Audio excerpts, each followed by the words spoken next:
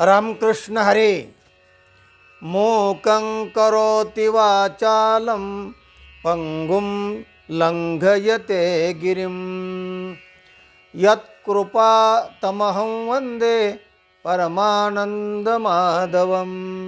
गोपालकृष्ण भगवान की जय. भगवद्गीतेतला श्लोक. गीता पंडिताचं लक्षण सांगतात की पंडित कोणाला म्हणायचं, पंडिताची अवस्था काय असते. काही पढीक पंडित असतात. पढीक म्हणजे पढत मूर्ख असं समर्थांनी म्हटलेलं आहे. म्हणजे खूप अभ्यास असणारे पण बाह्य अभ्यास. काही पंडायुक्त पंडित असतात, बुद्धिमान पंडित असतात आणि ज्ञानाने ती अवस्था प्राप्त करणारे पंडिता समदर्शिनः असं भगवद्गीता म्हणते. तो श्लोक आपण आज आपल्या या भागामध्ये घेणार आहोत. विद्या विनय संपन्ने ब्राह्मणे गवी हस्तिनी शुनिचैव श्वपाके च पंडिता समदर्शिनः. विद्या विनय संपन्ने.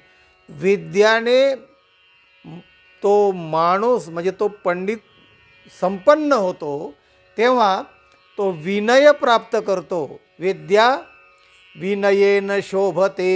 नम्रतेने विद्या शोभून दिसते आणि विद्येमुळे नम्रता येते. या दोघांचा समन्वय आहे. तेव्हा हा विद्या विनय संपन्ने ब्राह्मणे गवी हस्तिनी. मग तो ब्राह्मण असतो, गाय असो, कुत्रा असो, शुनीच एव शोपाकेच, चांडाळ असो, सर्वांमध्ये पंडिता समदर्शिनः. त्याची सारखी दृष्टी असते, त्याला पंडित असं म्हणतात. भगवद्गीता. ज्ञानेश्वर माऊली त्यावर ओवी लिहितात. मग हा मशको हा गजो की हा श्वपचू हा द्विजू पहिलं इतर हा आत्मजो हे उरेल के.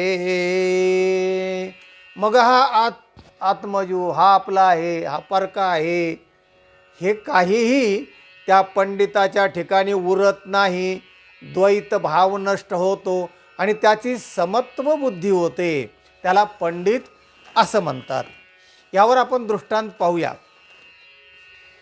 गोरोबा काकाच्या अंगणामध्ये संतांची सभा भरली. अध्यात्म चर्चा चालू झाली. तत्कथनम तत्चिंतनम तत्प्रबोधनम झालं. चर्चा होता होता होता मुक्ताबाईने हळूच एक खोड काढले. म्हणले, काका त्या बाजूला काय पडले होते? ते म्हणले, थापट नाही. म्हणले, ते कशाला लागतं? म्हणले, त्या थापाटण्याने गाडगे घडवता येतात आणि घडलेले गाडगेसुद्धा तपासता येतात. हो का? मग कच्चं आणि पक्कं कळतं का? त्याने म्हणले, हो. मग म्हणाले, हे जे अंगणात गाडगे बसलेत ना, हे तपासता येतील का? म्हणले, हो. बघा म्हणले, किती कच्चे आहेत आणि किती पक्के आहेत.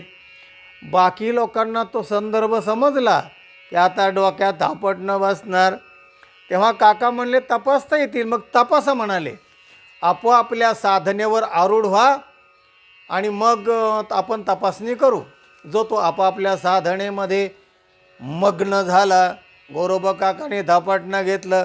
पहिलं थापाटणं निवृत्तीनाथांच्या डोक्यात घडांसरी निवृत्ती. हो, देहावर प्रवृत्तीच नाही, आसक्तीच नाही आहे. पास झाले. दुसरं थापाटणं ज्ञानदेवांच्या डोक्यामध्ये, ज्ञानाचे देव कैवल्याचे पुतळे. पास झाले. मुक्ताबाईच्या डोक्यामध्ये मुक्ताई. हो, मुक्त झालेली ती आई. हा. काकांच्या सोपान काकाच्या डोक्यामध्ये सोपान म्हणजे जिना. अहो, जिना पक्का लागतो, मग चढता येतं. तो पक्का ठरला. होता होता नामदेवावर पाळी जेव्हा आली तेव्हा नामदेव त्याच्यावर ओघरला. हे काका, गोरोबा, थापटणं बिपटणं मारायचं नाही. कच्चा का पक्का ठरवणारे तुम्ही कोण? डोक्यात थापट नाही मारायचं. माझ्याबरोबर भगवान पांडुरंग बोलतोय, चालतोय, मी जीव घालतोय आणि मला कच्चा पक्का ठरवणारे तुम्ही कोण? नामदेव गुरकल्याबरोबर सगळ्या संतांनी हुर्रे केले. नाम्या कच्चा म्हणून सगळे ओरडले. नामदेवाला आणखीन संताप आला. कच्च्या माणसाला राग येतो. आणि मग नामदेव ताडकीने त्या सभेतून उठला आणि मंदिरात गेला. पांडुरंगाच्या पायावर मस्तक ठेवलं. डोळ्यातून घळघळा अश्रू आल्या. अपमान झालेला होता. पांडुरंगा, मला ह्या संतांनी कच्चं ठरवलं, म्हणाले माझा अपमान झाला. मी कसा काय कच्चा? मी तुझ्याशी बोलतो, तुला जीव घालतो, माझ्याशिवाय तुला करमत नाही, मी कच्चा? तूच सांग आता, मी कच्चा का पक्का आहे तो? पांडुरंगाने सांगितलं. म्हणाले, तुला खरं सांगू का तुला बरं वाटावं म्हणून सांगू? म्हणले, काय असेल ते खरं सांगून टाका. दूध का दूध, पाणी का पाणी, होऊन जाऊ द्या. पांडुरंग म्हणाले, नाम्या, जरा मन घट्ट करून ऐक. सद्गुरु वाचुनी वाचुनी विफल जिने यात वाकडे काय. शुक सांगे भागविला कृष्णे वाहोनीला कडे काय. सद्गुरु वाचुनी वाचुनी. नामा, सद्गुरूशिवाय मनुष्य परिपूर्ण होत नाही. मी जरी तुझ्याशी बोलत असतो, सर्व काय मला जरी ओळखत असला ना, तर एकांगी झालं. पण सर्वव्यापी मी आहे अशी जी ज्ञानदृष्टी यावी लागते. गुरुच्या कृपेशिवाय ते नाही होत. ते ज्ञान वेगळंच, ते ज्ञान पैगा बरवे, ते बरोबर ज्ञान वेगळं आहे म्हणाले. म्हणले, मग काय करावं लागेल? म्हणले, तुला सद्गुरूला शरण जावं लागेल.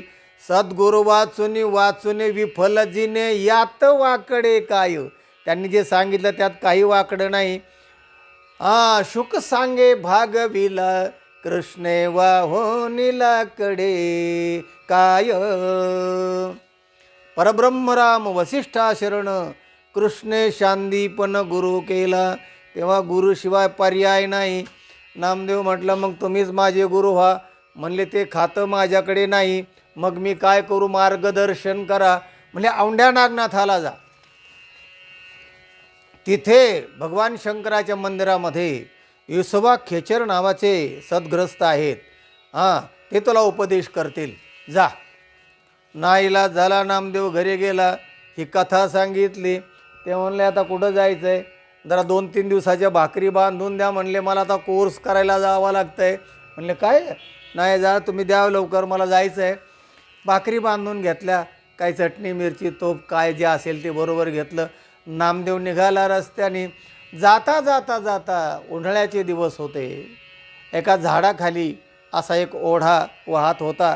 आणि अंतःकरणात तर ओढा होताच तिकडे जाण्याचा औंढ्या नागनाथाला. त्या सावलीला बसले आणि भाकरी सोडली आणि तोंडात घास घालणार तेवढ्यात काळं कुत्रं आलं आणि जी भाकरी चवड उचलून पळायला लागलं. ते प्रत्यक्ष पांडुरंग होते. आता हा गुरुग्रही चाललाय. आता याची पूर्वपरीक्षा घेतली पाहिजे, चाचणी परीक्षा. म्हणजे आत्ता किती कच्चा आहे आणि नंतरचे मार्क काय आहेत, याच्यासाठी भगवंताने परीक्षा म्हणून काळ्या कुत्र्याचं रूप घेऊन जी भाकरी उचलली पळालं. नामदेवाला राग आला. दगड घेतला आणि धावत धावत जाऊन कुत्र्याच्या पाठडामध्ये दगड मारला. कुत्रं कॉय कॉय कॉय कॉय करत पुढे पळालं. मागं बघितलं, मार्क टिपून घेतले. कुत्रं निघून गेलं. भाकरी टाकून दिल्या कुत्र्याने खाली. नामदेव भाकरी घेऊन परत सावलीला आला. भाकरी काय खायची तेवढी खाल्ली. बाकीची गुंडळून बगलेत मारून गेले औंढ्या नागनाथाला. दीपणाऱ्या तेवणाऱ्या समया दीप ज्योतिर्णम होस्तुते. नमस्कार केला दीपाला. आत गाभाऱ्यामध्ये नामदेव गेले. गाभाऱ्यात गेले आणि पाहतायत, अरे हा ग्रस्त खुशाल खेटरासकट पायपिंडीवर देऊन खुशाल झोपलाय. असं नामदेवाला दिसलं. पण म्हणले, असू दे, प्रार्थना करू आणि मग बघू याच्याकडे. कैलास राणा शिवचंद्र मावळे फणींद्र माथा मुगुटे झळाळे कारुण्य सिंधू भव दुःख हारे तुझा वेन शंभो मज कोण तारे. डोळे उघडले पाहतायत. तो तसाच पुन्हा पाय त्या पिंडीवर दिसले नामदेवाला. नामदेव खेकसला. ए म्हातारड्या, अक्कल नाही का म्हणले. अरे पिंडीवर पाय देऊन खुशाल झोपलेला आहेस, काढ दे पाय. तोच विसोबा खेचर होता. त्याने हळद दबक्या आवाजात सांगितलं, अरे बाबा मी म्हातारा झालोय, आता काय आपले इंद्रिय आपल्या ताब्यात आहेत का? जरा बाजूला पाय उचलून ठेवले तर बरं होईल, उपकार होतील तुझे. आणि मग नामदेवाला राग आलेला होता. तो पाय धरलेने इकडे आपटायला लागला. तिथेही पिंड दिसली. अरे इकडे ठेवायला लागला, तिथेही पिंड. जिकडे जिकडे ती पायाची बाजू सरकविल ना तिथे पिंड. नामदेवाला वाटलं हे पाय साधे नाहीत. त्याने नामदेवाने ते पाय घट्ट हृदयाशी धरले. नामदेवाचं हृदय परिवर्तन झालं. आणि मग नामदेवाला कळलं की हेच ते येसोबा खेचर असावेत. आणि मग नामदेवाने ते पाय धरल्यानंतर बदल झाला. हळूच पाय खाली टेकवले आणि विसोबा खेचर उठून उभा राहिले. मस्तकावर हात ठेवला. तत्त्वमसी महावाक्याचा उपदेश केला. तत्त्वमसी तद्ब्रह्मत्वमसी. कृपादृष्टी केली आणि कृपादृष्टी निहाळलेले आपुले पदी बैसविले. नामदेव नाम्याचा नामदेव झाला, बदलला. ज्ञानाची दृष्टी खुली झाली. माया मोह जळाला. नामदेवाला सर्वत्र ब्रह्म दिसायला लागलं. मस्तकावर हात ठेवून नामदेव बदलला आता. आणि मग येसोबा खेचराने सांगितलं, नाम्या जा आता, तुला आता कोणीही जगात कच्चा म्हणणार नाही. जा भक्ती ज्ञानाचा प्रचार कर. गुरुची आज्ञा घेऊन नामदेव परत निघाला. परत जेव्हा त्या ओढ्याजवळ आला, भाकरी सोडल्या आणि भाकर खायला लागला. ती काळं कुत्रं पुन्हा आलं. पुन्हा भाकरी घेतली आणि पळायला लागलं. आता नामदेवाची दृष्टी बदललेली होती. आणि तोच आपला विषय आहे, पंडिता समदर्शिनः. आता तो पंडित झालेला होता, गुरुगृही नांदून आला होता, त्याची समदृष्टी झाली होती. समदर्शिनः असं भगवद्गीता सांगते. त्याला कुत्रं म्हणजे ते बरोबर देवच असला पाहिजे असं लगेच जाणवलं. कुत्रं भाकरी घेऊन पळायला लागल्याबरोबर तुपाची वाटी घेतली, नामदेव मागे पळायला लागला. हे थांब म्हणाले, शिळ्या भाकरी आहेत, पोट दुखन, तूप लावून देतो, जरा थांब. कुत्र्याने असं मागं पाहिलं.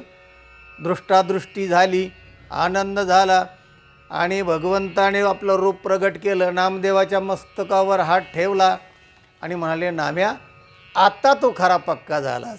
आता तुला सर्वत्र शुनिचैव शपाकेच पंडिता समदर्शिना असा आजच्या आपल्या श्लोकाचा अर्थ आहे, विषय आहे. तेव्हा नामदेवाला त्या कुत्र्यातसुद्धा देव दिसला आणि त्या भगवंताने सांगितलं, नाम्या आता तू पक्का झाला आहेस, आता जा आणि ज्ञानाचा प्रचार कर. नामदेव पंढरपुरात आले आणि हरिकीर्तनाच्या द्वारे भक्ती ज्ञानाचा प्रचार करायला सुरुवात केली. नाचो कीर्तनाचे रंगी, नाचो कीर्तनाचे रंगी, ज्ञानदीप लावो जगी. आवघी सांडोणी माझाई वाचे विठ्ठल रखुमाई. सर्व सत्ता आली हात, नाम याचा खेचर दाता. नाम आता नामदेव झाला. हरिकीर्तनाने सगळं दुनिया त्यांनी ढवळून काढली. तेव्हा नामदेवाचं पूर्व आयुष्य भगवंताबरोबरचं आणि नंतर त्याची पाहण्याची दृष्टी जी आहे ना, ती समदर्शी होते, समदृष्टी होते. हा या व्हिडिओचा तात्पर्य अर्थ आहे. आणि म्हणून भगवान म्हणतात, विद्या विनय संपन्ने. जेव्हा नामदेव विद्या गुरुच्या घरून इकडे आला, ब्राह्मणे गविहस्तिनी शुनिचैव शपाकेच पंडिता समदर्शिनः, त्याची समदृष्टी प्राप्त झाली. आणि मग नामदेव खऱ्या अर्थाने भक्त झाला. सगुण आणि निर्गुणाचं ज्ञान झालं. तेव्हा अशा प्रकारचं ज्ञान आपल्याला व्हावं, गुरुकृपा व्हावी आणि मगच आपलं जीवन आनंदमय मंगलमय होतं. हा ह्या व्हिडिओचा तात्पर्य अर्थ आहे. हा व्हिडिओ इतरांना पाठवा, लाईक करा आणि चॅनलला सबस्क्राईब करा. रामकृष्ण हरी.